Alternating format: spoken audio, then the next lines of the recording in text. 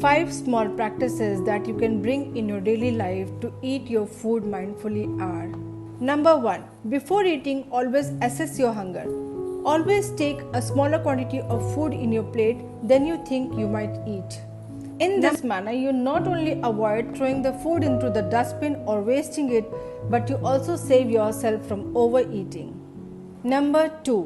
Make a promise to yourself that before eating every time, you will make a small prayer and send thanks to the universe. Number 3. Make it a point to drink only a small quantity of water along with your food, because when you drink a large quantity of water while you are eating, your digestive enzymes dilutes and hence it delays the process of digestion.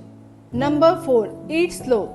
While you are eating, try to involve all your 5 senses, that is touching the food, hearing the sound of chewing, smelling the aroma, seeing the color of food and tasting every bite. In this manner, you secrete a good quantity of digestive enzymes and you end up eating the right quantity of food for your body. Number 5.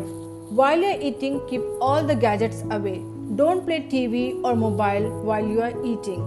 For a happy and pleasant meal, you can play a soft music in the background. For a